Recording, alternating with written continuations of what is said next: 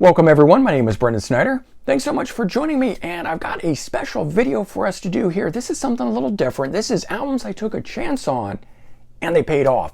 So these are albums that I didn't know anything about initially. Maybe I know a member or something, but I just took a chance on it and boy did it pay off. These albums are so good. I want to share these with you. So these are some cool, more obscure releases out there, things that ran under the radar, that kind of stuff. If you're looking for something, might be a lost album or that kind of a thing, this is a cool place to find it right here on albums I took a chance on and it paid off. So we're going to dive into that here in just a bit. Before we get started, if you're new to my channel and you haven't already hit the subscribe button, please do. Also leave a comment, hit like, all those things help support my channel. I'd greatly appreciate it. And of course, as an added bonus, by clicking the subscribe button, you're going to find out about really cool episodes just like this called Albums I Took a Chance On and It Paid Off. Okay, so we're going to kick things off, no particular order here. Now, most of us know the metal band Loudness from Japan, and I'm using this as a point of reference here. Because of that it made me explore the band members and early era stuff, because this was the one that was the first one here popular in the US, but they had albums before this. And they were so popular, in fact, that both the drummer and the guitar player made solo albums. So I took a chance on this one here. Minetaka Higuchi, Destruction, 1983. It's his debut solo album. He is the drummer for Loudness. So that's the connection there and why I was referencing Loudness right off the top.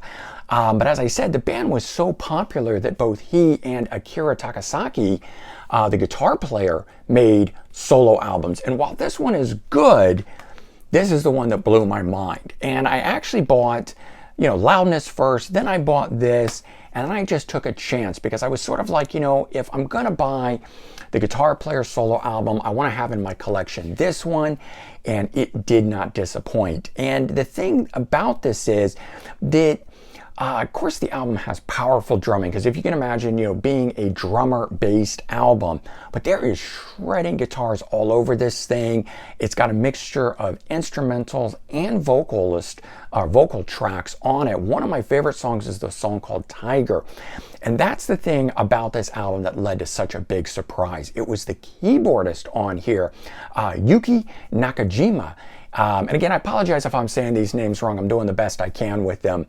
But his keyboard playing was so phenomenal on this thing here. I was like, I had to figure out who he was. And that leads me to the second one that I want to talk about with you guys. Eastern Orbit, Future Force from 1982. They're a Japanese band also, and of course feature the keyboardist Yuki Nakajima in the band. So this is their debut studio album.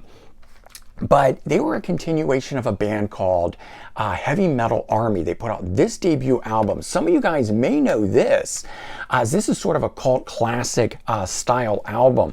But the band would change its name to Eastern Orbit. And while I like Heavy Metal Army, it's actually this album here that blows my mind.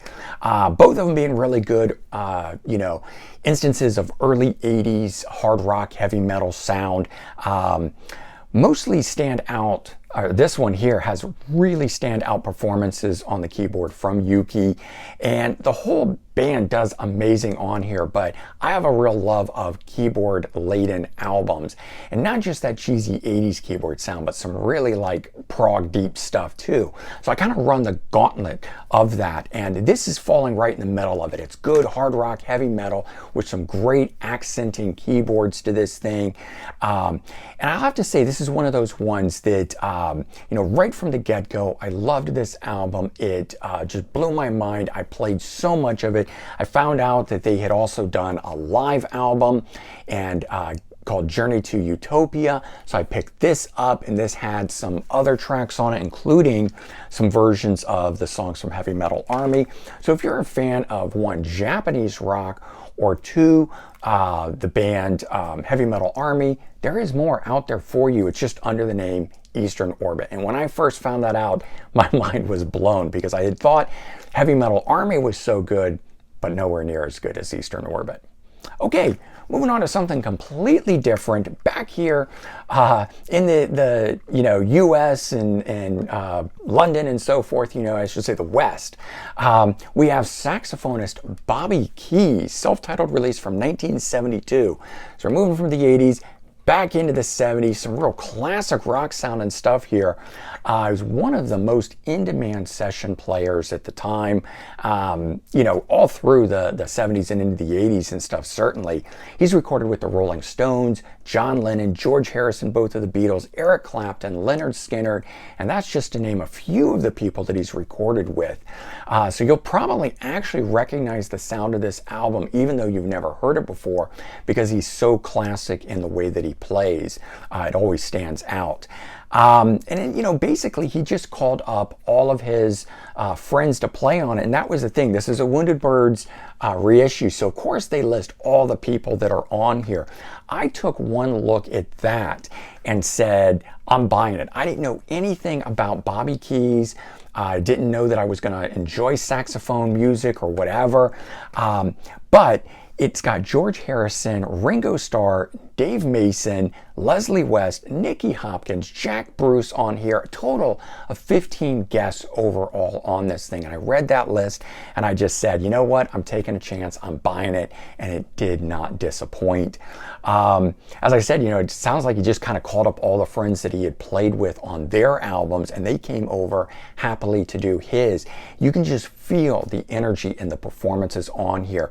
This is one of those pick-me-up albums. I go to it when I can't find anything to listen to. I'm sort of having a lull in it. I know I've got over 12,000 CDs, but sometimes I can't find anything that fits my mood. This is a go-to album for me. It is that good. This one here, no matter when I put it on or what mood I'm in, it's that good. So definitely worth searching out for you guys. This next one's a relatively new one that I found, and I've been talking it up. I want to talk it up a bit more here, certainly putting it in this new series, this episode that I'm doing. Abraxas Pool, self-titled 1997 album.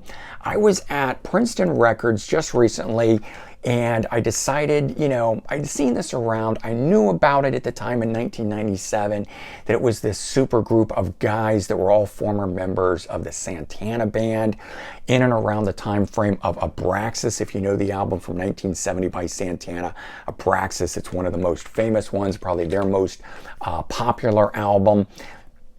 And so this lineup on this here featured Neil Schon on guitars from Journey, Greg Raleigh on keyboards and vocals also from Journey, Michael Shreve on drums, who would be part of the HSAS Hagar, Shern, Arison, Shreve lineup.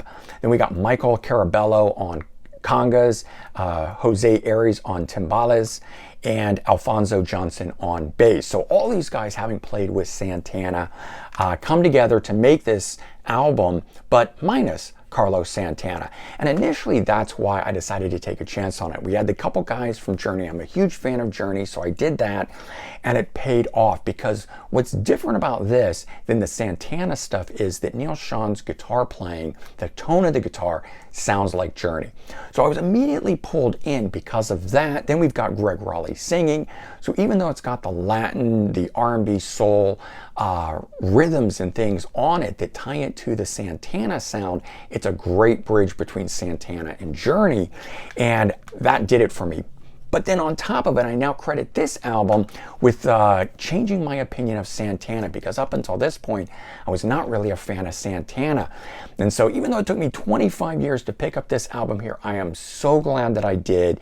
This one here is such a great album, but it also kicked off a huge love for Santana now, and I've gone back and bought 11 or 12 different albums from that band.